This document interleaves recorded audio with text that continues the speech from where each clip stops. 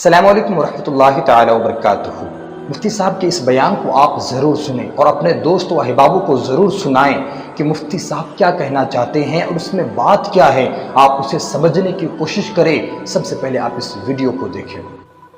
جب خلیفہ ہے آپ، اور ایک دلیل اور سنتے چلیے، پوچھو مجھ سے کسی بھی چیز کے بارے میں پوچھو گے میں تمہیں خبر دوں۔ کوفہ میں آپ فجر کی نماز پڑھ کے گھر تشریف لاتے، کوفہ کے آپ مقیم ہے، خلافت کا زمانہ ہے، اپنے غلام سے کہا جا فلاں بستی میں اس گلی میں جا، وہاں پہ ایک مرد اور عورت لڑ رہے ہیں، جھگڑا ہو رہا ہے، دونوں لوگوں کی بھیڑ لگی ہوئی ہے، دونوں مرد اور عورت کو میرے پاس لے آ۔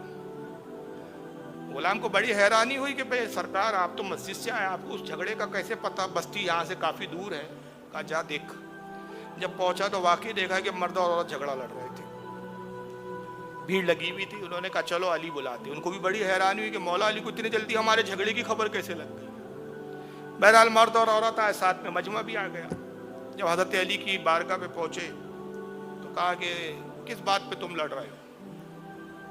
تو عورت نے کہا کہ حضور پہلے مجھے کہنے کی اجازت دی جائے۔ تو کہا اچھا بول کیا بات ہے، کیوں لڑ رہی تھی؟ کہا حضور یہ میرا شوہر ہے، 1 ہفتہ ہوا ابھی ہماری شادی کو، مگر عجیب قسم کا میرا شوہر ہے، شادی تو کر لی اس نے بڑی خوشی سے، مگر روزانہ رات میں آتا ہے، بس کمرے میں داخل ہوتا ہے، میرا چہرہ دیکھتا ہے اور کمرے سے باہر نکل جاتا ہے، میری حاجت پوری نہیں کرتا، جو ایک لوازمات ہے اس لوازمات کو پورا نہیں کرتا، نہ مجھے آزاد کرتا ہے نہ میری خواہش پوری کرتا ہے۔ ایک بڑا عجیب و غریب معاملہ ہے، تو اس بات پہ میں لڑ رہی ہوں کہ جب تجھے کچھ کرنا ہی نہیں ہے تو مجھ سے شادی کیوں کیا تو؟ اچھا تو کہہ چکی۔ اب اس مرد سے پوچھا کہ تیرا کیا معاملہ ہے، کیا کہتی ہے عورت؟ بولے حضور یہ سچ کہتی ہے۔ کہا جب نکاح کیا تو پھر جو بیوی کے حقوق ہے وہ ادا کیوں نہیں کرتا؟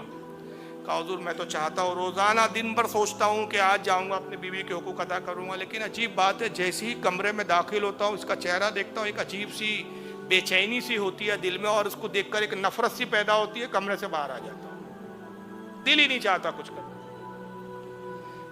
اب اس نے اپنی بات سنا دیا۔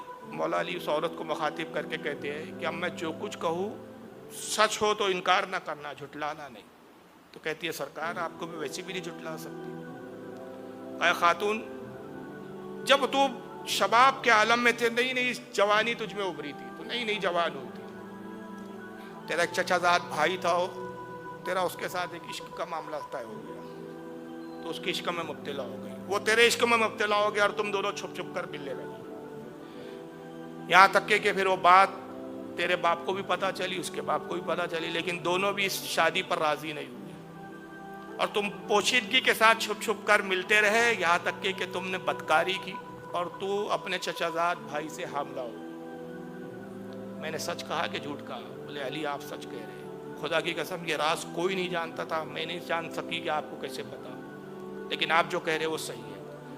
کہا پھر جب تو حاملہ ہوئی اور تجھے احساس ہوا کہ تو حمل سے ہے، تو نے یہ راز اپنی ماں سے ظاہر کیا، تیری ماں بڑی گھبرا گئی، تیرا باپ بڑا ظالم و سخت تھا، تیری ماں پریشان ہو گئی کہ اگر باپ کو پتا چلا تو تجھے قتل کر دیں گا، اپنی عزت کے لیے تجھے قتل نہ کر دیں۔ تیری ماں نے ایک ہیلا کیا، اور ہیلا یہ کیا کہ تیرے باپ سے یہ بہانہ کیا کہ میں کچھ عرصے آرام کی غرض سے اپنے میکے جانا چاہتی ہوں، اور ساتھ میں اپنی لڑکی کو بھی لے جانا چاہتی ہوں، کچھ مہینے میں میکے میں رہوں گی، آرام کروں گی، اس کے بعد لوٹ آؤں گی۔ تیرے باپ نے اجازت دی، اور تیری ماں تجھے لے کر اپنے میکے تیرے ننیال لے گئی، تو اپنے ننیال میں رہنے لگی، اور وہی تو نے بچے کی ولادت ہوئی، بچے کو جنم دیا۔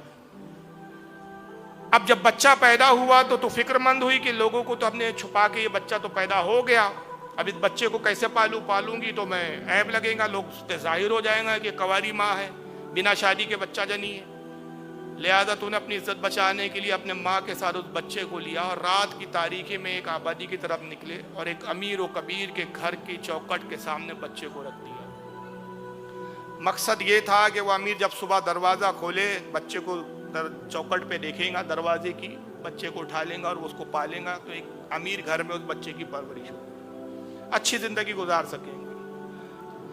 اس نیت کے ساتھ اس امیر کبیر کے دروازے پہ گئی تو، اور تیری ماں نے بچے کو رکھا، اور پھر تم کچھ دور جا کے چھپ گئے، دیکھے کہ بھئی کب دروازہ کھلتا ہے، کب وہ امیر بچے کو لیتا ہے، کیا کرتا ہے، یہ معاملہ دیکھ رہے تھے کہ تبھی تو نے دیکھا کہ کتا آیا اور وہ بچے کی طرف لپکا، قریب تھا کہ وہ بچے پر حملہ کرتا اور بچے کو گوشت کا لتھڑا سمجھ کے کھا جاتا، माँ की ममता तेरे दिल में बेदार हुई, आखिर तेरा ही खून था, तेरा लख्ते जिगर था, तेरा गोश्त था, रहम आया तुझे और कुत्ते से अपने बच्चे की हिफाजत के लिए तूने एक पत्थर उठाया, कुत्ते पे मारा, पत्थर कुत्ते पे लगने की बजाय तेरे बच्चे की पेशानी पे लगा, पेशानी जख्मी हुई, खून बहा। जब तूने बच्चे के पेशानी से खून बहता हुआ देखा, तड़प गई, तू दौड़ते हुए गई, दुपट्टा फाड़ा और तूने अपने बच्चे के सर पे पट्टी की और फिर आके रोने लगी और फिर अपनी माँ के पास आके तू छुप के नज़ारा देखने लगी। हत्ता कि जब सुबह के करीब फजर के वक्त उस अमीर और कबीर शख्स ने अपने घर का दरवाज़ा खोला, एक जख्मी बच्चे को देखा, उठाया, उसने कुछ आवाज़ें लगाई, ये किसका बच्चा है, किसका बच्चा है, और तू खामोश खड़े रही, कुछ ना कहा, यहाँ तक कि उसने उस बच्चे को अपने पास रख लिया और उसकी परवरिश करता रहा। ये बता, ये जो कुछ मैंने बयान किया ये सच है क्या झूठ है? हैरान हो गई, सारी मजलिस वाले सुन रहे हैं, ये राज किसी को नहीं मालूम था। कहती है खुदा की कसम ऐ अली, ये राज सिर्फ मैं जानती थी और मेरी माँ के विसाल को, इंतकाल को एक अरसा गुजर गया, अब कोई राज का जानने वाला नहीं बचा। मैं कुर्बान हो जाऊँ आप पे कि आपने जो कुछ कहा सब कुछ सच कहा। फरमाया अब इससे बढ़कर सच सुन, वही नौजवान उस अमीर के यहाँ पला बढ़ा, फिर उसका वारिस हुआ, उसकी तिजारत की और तिजारत करते करते वो कूफा के शहर पहुँचा और जब तुझे देखा तुझ पे वो फिदा हो गया, तुझसे उसने निकी की ख्वाहिश जाहिर की, फिर तेरा और उसका निकाह हुआ। अब ये जो नौजवान है ये तेरा शोहर नहीं बल्कि यही वो तेरा बेटा है।